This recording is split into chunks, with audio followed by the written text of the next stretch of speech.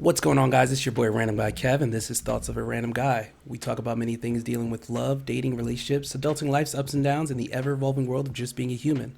Don't forget to check me out on all your favorite social media platforms at Random Guy Kev and my website at randomguykev.com. Today's topic is existing is expensive, and my co hosts for this episode are. Hi guys, I'm Ryan. And Patrick. So, yes, existing is expensive. As adults, yeah, we're adults. All of us. Are we all adults? Yeah, you guys are adults. Yeah, Ryan's halfway there. yeah, the halfway there. I'm like halfway there, almost an adult. So as an adult, I feel like soon as we became adults, things became like super expensive, and it was like, okay, why? Why is it so expensive? It's because we have all these responsibilities now. And responsibilities are ghetto. They're fucking trash. Don't sign up. Don't come up here. You guys don't want responsibilities. For you guys, like, as you became adults and realized like you have to do stuff for yourself. You don't really have your parents as much. You start doing stuff for yourselves. What do you guys start to realize? Well, honestly, the first biggest thing is when you're growing up, you get your license, and then all of a sudden, if you didn't get a car growing up, that was one of the biggest things to have to like save up for. Is getting a credit card, figuring out what credit score is, how do I get approved for a loan? It's the most mind-boggling thing ever when you're growing up. Until you actually do it and then realize, this ain't that bad. And then you just make your way through it, and just like everything else. But like, there's definitely been some responsibilities growing up. That's like, you're so right about that, Kev. Even what you just talked about, getting a car and everything. Like when I got my first car, that was like family helping me get my first car. It was like I got my cousins. I had my cousin bought a new car. He gave me his old car. I was like, oh, okay, cool. I'm under my parents' insurance. I mean, all I got to do is pay gas and Yep. something broke. I went, hey, Dad, help me. I don't know. I don't know what's going on. That's how everyone is at first. Dad, right? help Like, me. I don't know. everyone just assumes that, hey, give me a car, please. You know. Yeah, and then I got my second car, and same thing. Dad, help me. I don't know what's going on. Then you get your big boy job, and it's like I got all this got this money coming in. I don't want to save it. I want to Yeah, just be able to use it on yeah, fun and stuff. it's like, right? oh, my parents are still paying for this. I don't gotta pay for nothing. Cool. And then it comes to a point where your parents are like, Kevin, you're an adult, and here's your bills. Hold on, wait a minute. Where'd these come whoa. from? Slow down. Can you continue paying these for the next like 5 years? Because I still want to continue having fun. But that's when you start prioritizing what is the priority as far as like what you need to pay for and what you need to get ready for. I gotta say, I think Patrick's first thing that ever hit him was the car. First thing that ever hit me was college, because as soon as I graduated high school, first thing on the to-do list was okay, get in college. All right, made it into college. All right, wait a minute, who's gonna pay for college? College was like the first big thing that hit up on my radar, and especially I had to sit down with my family and I had to go, this is what I can financially cover. I had only been working for maybe like a year out of high school, and trying to figure out who was going to pay for school was definitely a pain in the butt. I mean, community college definitely lessened the blow of that, but now 4 year school and trying to wrap that up, oh my God, the bills just get more and more, because it's not even just paying for classes. Then you got to pay for books. Then you got to pay for different programs. Then you got to pay for living space if you have to get closer to school, if you have to live on campus. But if That's you're going to facts, commute, yeah. you end up right back where Patrick is. Do I have a car? Who's going to pay for my car? You know, Yeah, I've no. worked part time like all That's of my facts, college yeah. experience Yep. just to be able to keep this flow of being able to stay in school, go to classes, and be able to find like little bits of time to actually like do something for myself. So the crazy thing is, it's like I tell people like, hey, going to college, you kind of have to, you kind of want to know what you want to do. Try your best to know what you want to do, and if you don't know, it's okay. Do community college for 2 years, 3 years, however long it is. get the basic stuff out the way, so it lessens the blow. But then you during that time you'll figure out what you want to do, what your niche is. For me, it was engineering, so I got my bachelor's of science in engineering, and I had a scholarship like my Smart first fellow like, over 3 here. years, and then Smart my fellow. senior year they were just like, you know what, I had my scholarship and financial aid cover and everything. And then my last year was like, yeah, no, we're going to take that off. So then I had to go and pull a loan. And it was like, oh my God, this shit is expensive as fuck. Ah, the L word once again. Yeah, The like, loans. this is The and the thing loan is- is dark the magic. way that the government allows you to just get a loan and be like, yeah, you could pay that. You could pay it back later. Like, bitch, I'm a child getting a loan. Like, Nah, that's dealing facts, with man. money. And you got to remember, we're growing up in the age of there's no like financial literacy classes, no money management classes. So you're teaching yourself, or your parents, your family members are teaching you all about this stuff. So I had no people that, went to school, got loans, and when they got like their refunds, they would just go spend that shit on the club, taking trips, instead of putting that money back to pay off the loan. Oh man, like that is a perfect example. I'm Like- just saying it just went into a cycle. And then, I started working. I was working part-time during the time. I was working as a server and stuff. And then once I graduated, I got a big boy job. And then I decided, you know what, I'm going to go for my master's. Decided to go for my master's. And that was a whole nother situation of, hey, I got to pay here to get this degree. And then if you find a job that pays for you to go back to school, run with it. But a lot of roles and stuff don't need you to go to school. Sometimes they need you to have certifications and stuff like that. But the whole money management piece, I think, being younger, a lot of us kind of had a general idea of it. Our parents raised us on it, but it's like, damn, everything costs money. Nothing is free in this world. My dad always taught me that nothing is free in this world. So everything comes at a price. So if somebody hands you something free, something's going to be required later on. I think that concept's been lost though. It's like a lot of people have forgotten even if this is free to me, this costs somebody else something somewhere. Like free doesn't actually mean free in this day and age. No. And I've seen that at school. Everybody's like, here's a free t-shirt, or come over and do this survey and then you get this free thing. Nothing's actually ever free this day and age, and people have definitely forgotten that. Yeah, so like that free t-shirt you got, okay, that's me investing into marketing for myself. Like getting that free marketing off of you because you're wearing my shirt. But I had to pay for that shirt, $24.99, whatever, to get that shirt to you. So I'm losing money. But, at the end of the day, I'm getting some type of marketing where hopefully I get business from it. Some type of something from it. Nah, yeah, and the whole biggest thing is that you hope that, hey, I get an opportunity off of someone just walking around with my shirt. Yeah, that's right. For context, though, like with Ryan, what he was saying, being a college student is always like one of the first things that hits everybody.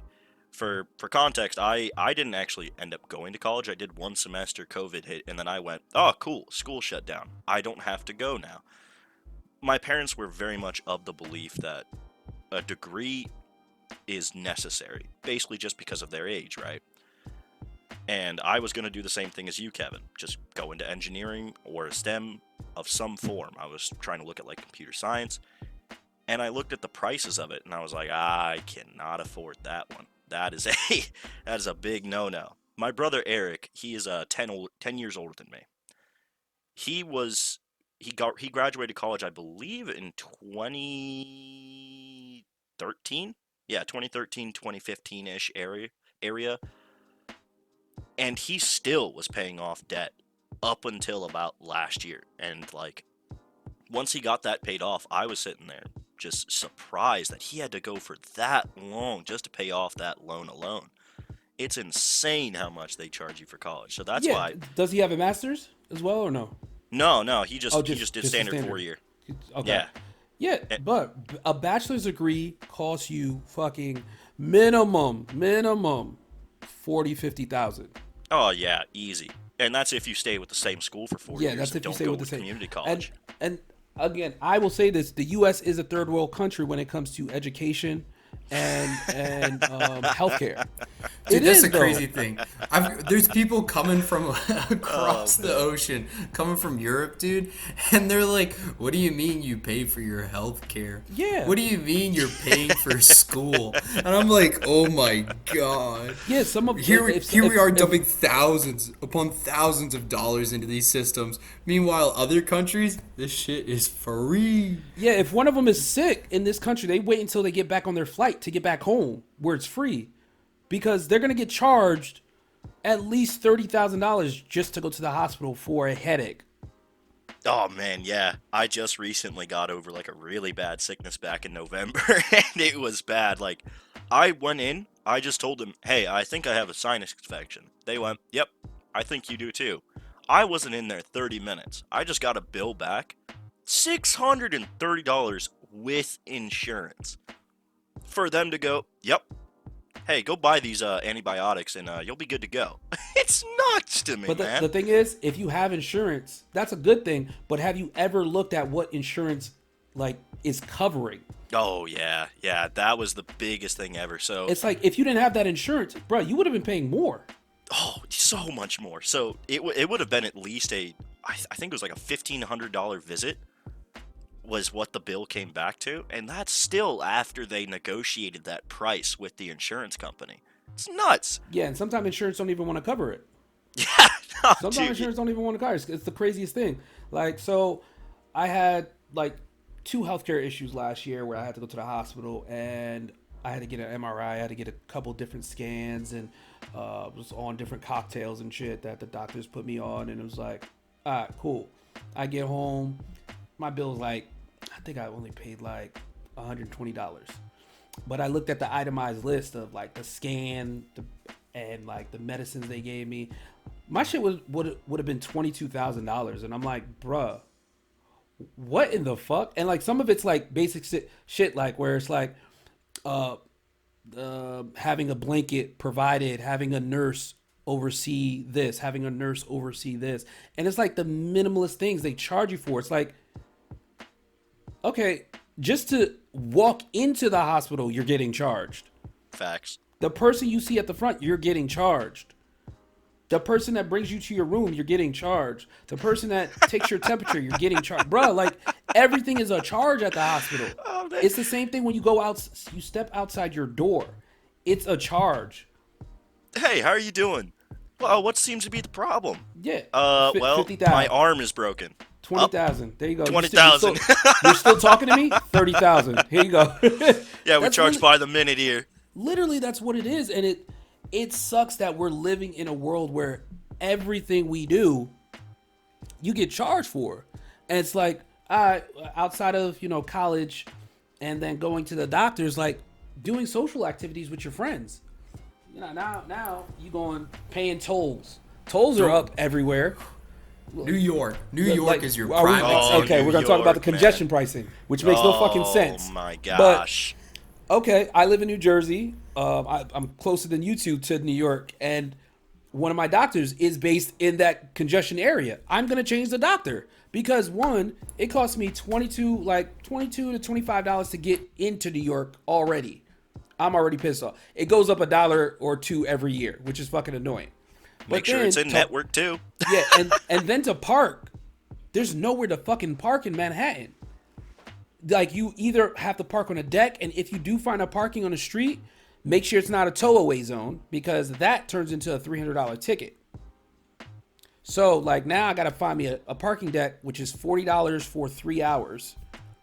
So they're making bank right there. And then, now that they have congestion pricing, it's like, if I'm going during the day, that's gonna be an extra $9. $22 toll into the city, $9 congestion pricing, and then maybe $40 or $50 to park. I mean, I took myself out on a date. Low key. I should have bought snacks, something. I don't know. It's like that with going out now too, though. So like in the Northern Virginia area, if you go clubbing right outside of DC, for like a mixed drink, you're probably paying between $16 to $18 for, like, we'll say just like a cheap one, like a rum and coke. You're probably paying $16 to $18. Then you got a tip. It's like another $4. You're paying upwards $20 for a mixed drink that's not probably gonna last you more than like maybe 10 minutes unless you're sipping really slow. And it's If you watered go- down if like you- crazy too. If you pass that threshold into DC, instantly your price just raised by like a couple bucks. You're paying like probably 20 something dollars for a mixed drink, probably like $20 for like a vodka Red Yeah, Bull, I for mean- example. And it's just at the point to where, like, I tell my friends, I'm like, I'd much rather just go to the grocery store, go to the ABC store, and mix drinks for people for like a quarter of the cost of would be to go out and just hang out in my apartment, dude. It's not even worth it to go to the clubbing environment just to meet people, just to vibe out. Clubs aren't clubs anymore. Clubs aren't what they used to be. Like, people would go to clubs, have a good time, dance, listen to good music. Now it's all about having a section, having bottles, popping bottles, and doing the. Listen, I don't mind popping a bottle here and there for a special gathering, but I'm not doing that shit all the time. I'm here for a good vibe. Let me hit a quick two-step. Let me buy my little one or two drinks. I might buy more depending on how I feel, but you kind of already know what you're getting yourself in once you step out the door. And it's like, all right, I know I'm about to spend an X amount. Let's just make it happen if it's going to happen. But sometimes it's like, all right, I could have really stayed home and did the same exact thing if I knew this club experience was going to be just us standing around and drinking. I mean, that 9 times out of 10 what it turns into. When I went to DC in December, it was a great time. I enjoyed myself. I knew I was going to spend money. I knew the moment I stepped outside my house, got on that train to DC, I was going to spend money every day for a good time, good experiences. I had amazing food, had amazing drinks, had amazing places I went to. But again, it's like, I feel like we should allow ourselves to have those type of moments where we're just like, fuck it, I'm just going to splurge on myself and then, come back to it later. Well, let me ask you this, Kevin. How much did you pay for parking in DC? I'm guessing around I didn't. 28. I didn't rent a car or nothing. Oh, yeah, No. you took the cheaper option. Okay. I took the train and we Ubered everywhere because I knew we were that's the going to way be to do drinking. it. That's the way to do it. Yeah. I mean, I knew we were going to be drinking, so I was like, all right, well, what's the point of driving down there? I thought about it.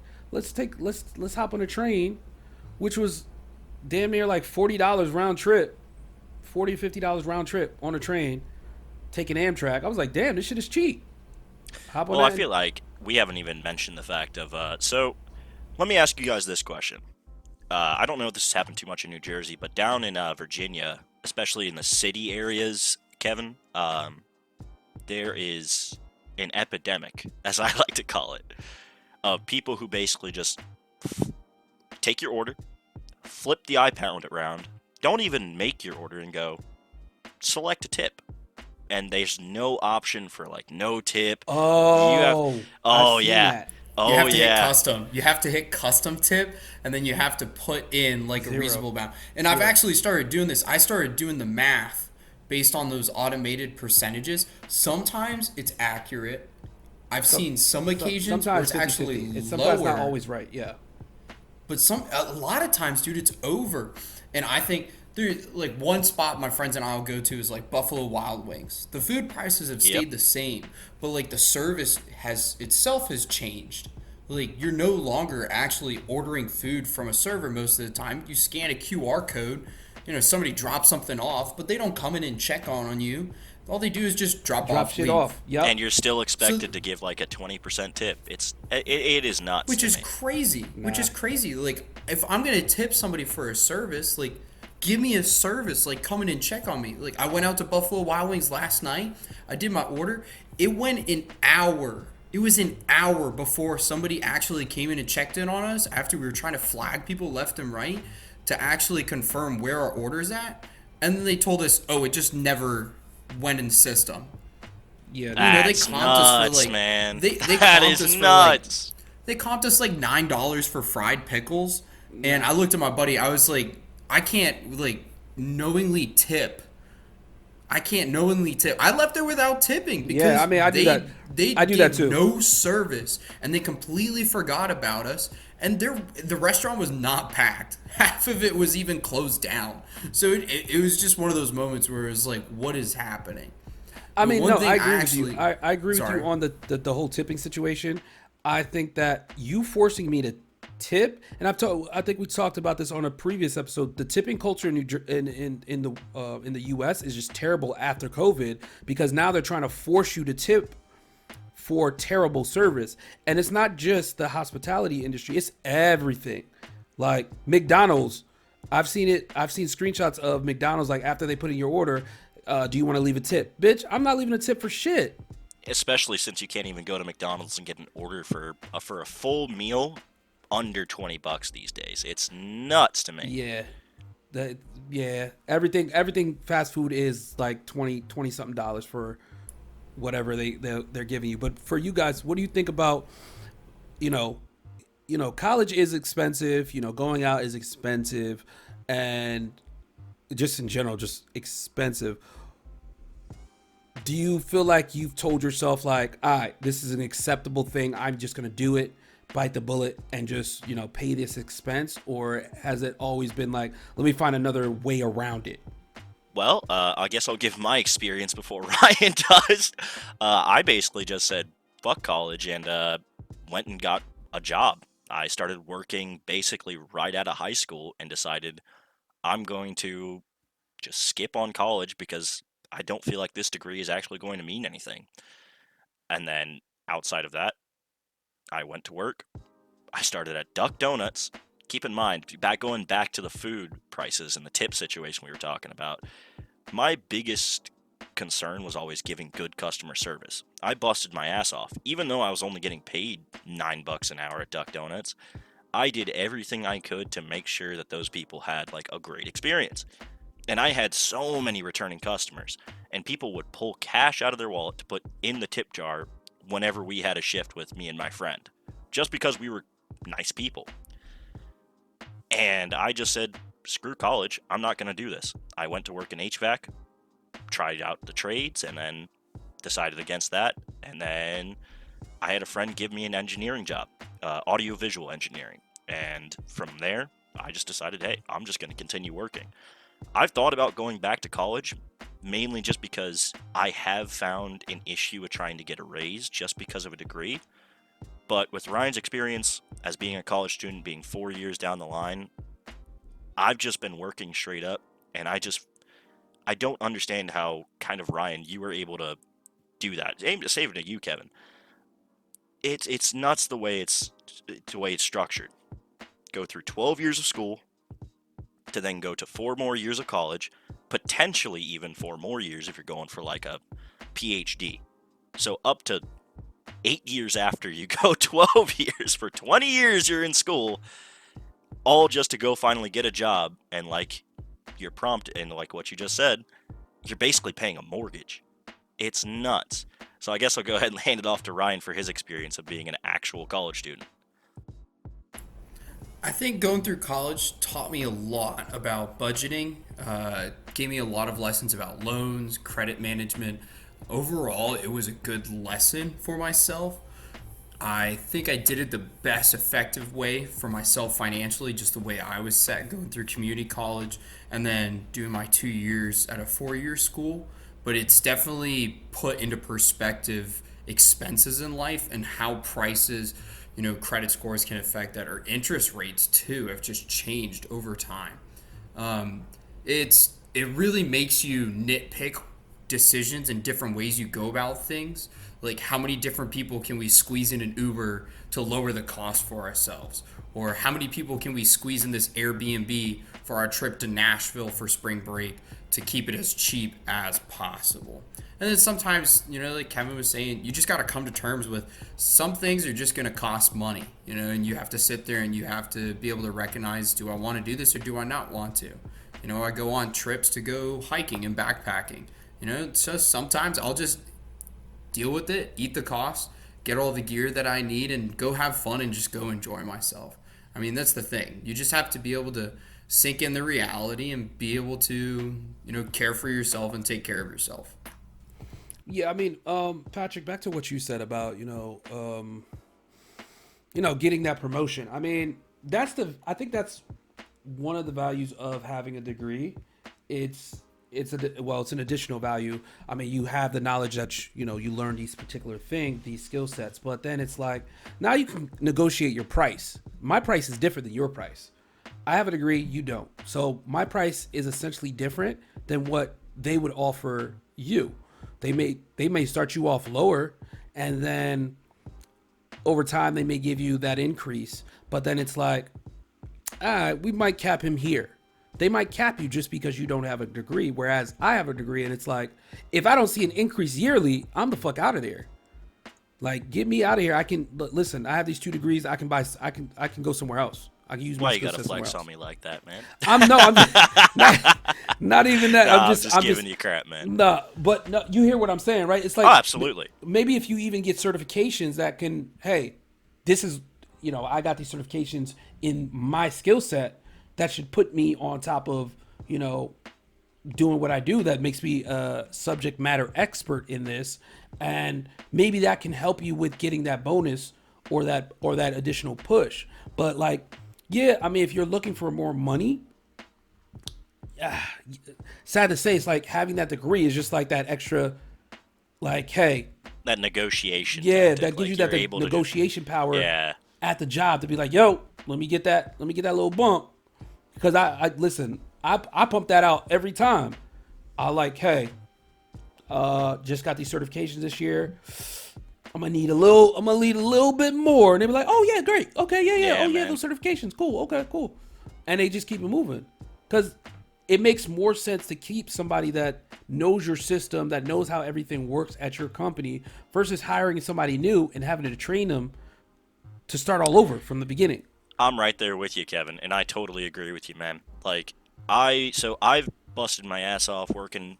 I basically spent about 3 years working at my previous job as an audiovisual engineer. I recently got a new job because, like you said, if I don't get like a good yearly raise, I'm kind of out of there. But I was at the starting point of like my career, so I decided, you know what, I'm just going to put my head down, keep on working. Plus, I'm good friends with my boss. He's actually the one who got me the job in the first place. He stuck his neck out for me, and I decided I'm just going to put my head down and work my ass off because I don't want to make him look bad.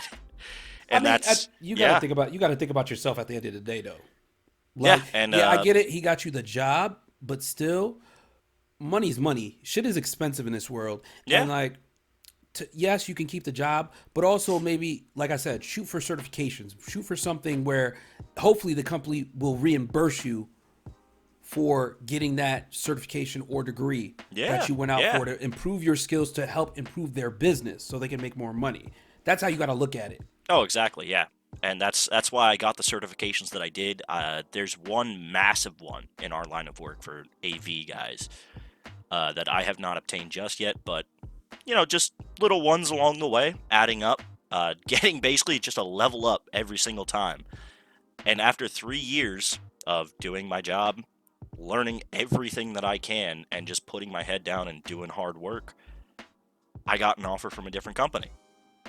And here I am now at a different company. And like you said, it's like, at the end of the day, sometimes you do got to look out for yourself. Not in like a rude way. It's just hey, no hard feelings. Stuff is expensive. Living is expensive nowadays. And this company wants to pay me what I feel like I'm worth as far as my work ethic. And I'm right there with you, Kevin. Especially since like institutional knowledge is almost it's almost it's what's the word I'm looking for? Putting a price on something. What's the word I'm looking for? I don't know what word you're looking for. It's hard to put a price on. I'll just say that. I mean, no, I agree 100%. And it's like, that's good that you got those skill sets, and then you got an offer from somebody else that you felt was like better. And that's normally what it is. And like, for me, during performance reviews, I let them know, like, I mean, I get the jobs I've worked, I've always gotten like a pay raise. They always do like a 3.5% pay raise and a bonus on top. I'm like, all right, cool. But then it came up to a point where I got certain certifications. I was like, you know what? I need a significant pay raise and a title change. Just give me that, and I'll be good. That's all. That's all I'm asking. That's it. And took them a year to figure it out and put it through the system. And I was like, that's cool. I'm just letting you know, I'm hitting 5 years this year, and I need a title change and a significant pay raise. And then I got that on top of another pay raise, and I'm getting my bonus again. So That's it's the like, sad thing, though. It's like a retention budget is much smaller than a new hire budget. I mean, if you I really agree. look But the at thing it. is, they won't know if you want something unless you tell them. So a lot of times they don't just assume, okay, this person wants a title change and a pay raise. It's more of a, okay, they get a yearly pay raise anyway. That must be good enough, right? Yeah, exactly. they must be okay because I haven't heard anything. And that's the purpose of these one-on-ones with your manager or performance reviews. You let them know how you're feeling. Like, hey, I feel like my value has gone up because of these trainings I've taken to improve the business, and I've done X, Y, Z. I think I deserve this. And that's up to the relationship you have with your manager, your director, whatever, to bring that to HR and just get that approval to just bump it up. In most cases, it's as simple just, oh, okay, thanks for letting me know. I'll get that paperwork started so we can get you elevated. Sometimes that's what it is. It's not like ill intent from the company sometimes. They just don't know. Yeah, exactly. I don't think anyone's really that predatory when it comes to like HR. I mean, there definitely are some they are. bad They are companies dickheads. out there. Most They of them- are, yeah, No, you most of know, them are dickheads. dickheads, right? Like you said, there's a lot of them that are dickheads, but there are certain companies that are out there that are like, hey, this guy is like loyal to us. Mm-hmm. Let's give him what he's asking for because we really like the way he works. Yep. And that's kind of where I'm at now with my new company. They thoroughly enjoy what it is that I do, and I'm nothing but appreciative of that. And that's great. And the cost of living is going up. Oh, That's yeah, it that's the is. thing people are not realizing. The cost of living is going up. So pay me my price. Pay me my price so I can live. Exactly. Because I mean, existing is expensive. If you That's even a look at common it. thing people miss though is like people see like yearly raises from their jobs and they're like, oh my god, like I'm finally making more money, and it's like, no, like you have to consider like the cost of living has gone up. They have to give you that so you can continue to work there. If you don't get that, you won't be able to stay there and you'll have to find something else. Yeah, Yep. that's a big thing too. It's like sometimes it's a slap in the face, the raise that they'll give you. That is the real bad Yeah, thing, man. I've- Where it's like, wow, they're nickel I've had- diming me right now. I've had friends that have like gone like 3 or 4 years without raises, and I'm like, are you gonna say something? Because Are you gonna get out of there? That's not it. I'm sorry. 1 year, okay. 2 years? Oh yeah, you're. I'm out of here. I'm the fuck out of here because like, oh, a quick. Here's a $200 raise. I mean, depending on your age, what you're doing, $200 could be a lot. $200 could be very minuscule. But I mean, everybody's viewpoint of how much a raise is different. Again, all of our expenses are different, but existing is expensive in general. Well, let me stop you there real quick, Kevin. So you said age. That's one of the biggest things that is a big gripe for me. So I'm 23 years old, but there were people at my old job that were working barely a quarter of what I could. I was, like I said, busting my ass, working my ass off, getting certifications, learning everything that I could about my line of work. But there were people that were 9 years experience at that point at the exact same job that I had, asking me questions. But for some reason, I was the one that was like not getting the raise, and that's one of the things that trips me out. Like, I feel like age shouldn't be really I mean, it's not. Yeah, no, You technically age isn't a thing. But when I say age, I'm meaning like, okay, I'm 16 years old working at McDonald's, and I'm getting paid, I got you. $11 an Yeah, hour, and yeah. they give me, hey Kev, we're gonna bump you up to $12 an hour. I'm like, oh shit, I'm Yippee! balling. Fuck, I'm balling right now. 12. I'm up two more dollars from 11 to 13. I'm balling. I'm going out of control. But like that same thing at, 30 ain't gonna hit. Like, what the Exactly. fuck is this? And I'd love to ask Ryan kind of how he feels as well, because I know Ryan. So for the people listening, Ryan and I are good friends in real life. We hang out quite often. Ryan, you've been working a lot of part-time jobs, basically being a college student at that point.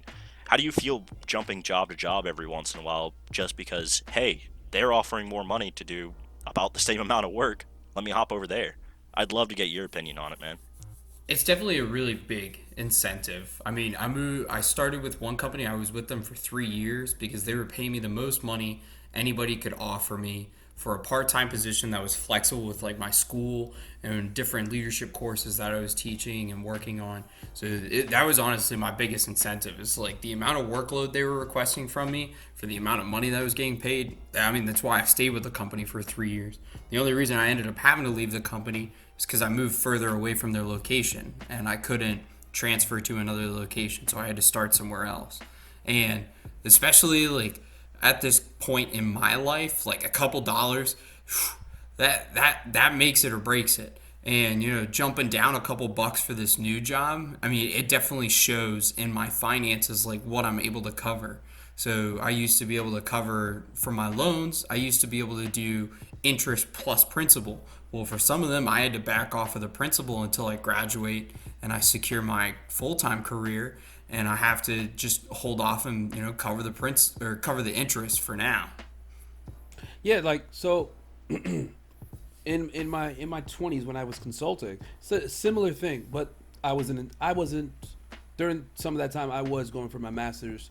I was consulting, jumping from IT gig from to another IT gig, and it was lucrative because I'm sitting there making 40 an hour at one job, and I'm like, oh shit, this is popping. And then another place come through and be like, yo, we'll give you 45 an hour. Cool, I'll hop over there. I'll be 3 months at a time, 6 months at a time, jumping from one gig to another gig, doing these little projects, and it's like, hey Kev, we want to make you a permanent employee. Hold on, let me see what this offer is over here. Oh, they're offering me 52 an hour. You guys still want to offer me 40? Yeah, nah, I'm Damn. good. I'm out of here. So go over there and just jump off. And literally, like, my friends would be like, yo, who you working with now? I'm like, I'm working with this company right now. And then I finally found, I came to a decision where I'm like, let me stop playing around. I can secure any job that I want in my space, but let me find somewhere where it's like home and it's stable and I could just kick my feet up and chill and do what I like to do in my own space. And that's where, like, I did find a couple places like that, and it was like, all right, cool, I'm here. And Kev was hoeing around, bro. He was playing with everybody. Listen. He was playing with everybody's feelings until he Listen, found some I don't care. sweetheart, some babe, and he was like, "Ooh, let Listen, me I was settle down trying here. to travel, be Nice and outside. comfy." Yeah, got some again, good. money talks, and it's very expensive to be outside. And then it came Facts. to a point where it was like, all right, I'm done with being outside. I just want chill. I just want chill, spend my money on me instead of like everywhere I go, I'm just like, all right. And I look at, how you take a trip and you're just like, I know I'm going to spend money. I'm not looking at my card after I come back. It is what it is. That's how I be sometimes. Like, damn, I'm not looking I at my feel card. you, man. Especially after all the trips I take to Texas for my brother. I feel you on that one. Yeah, it's just one of those things where it's like, damn, all right, let me be a responsible adult and chill out. And I'm thankful for those life lessons. And it's like, again, paying my student loans off, that's like a mortgage. I'm happy that those payments are done. But it's like, shit. And when you get to owning a home and realize how much a mortgage is, depending on where in the country you live, then you're just like, okay, I was essentially doing this all my life. Just paying to be alive and being somewhere, existing, having a roof over your head. I mean, but again, it's like everything that we do is some form of payment that you have to give to be somewhere. But again, as we get to the end of this episode, what do you guys want to leave people with regarding existing is expensive? Just be smart with your money. Sometimes you gotta make sacrifices to make ends meet. Be willing to do what it takes, especially if you have a family, especially if you have someone you care for. As someone who, for me, as someone who's trying to plan a wedding in the next year, it's definitely something that's eye opening to try to save your money like that. But that's basically it. Be smart, stay safe, and don't get caught. Don't get caught with your pants down, basically.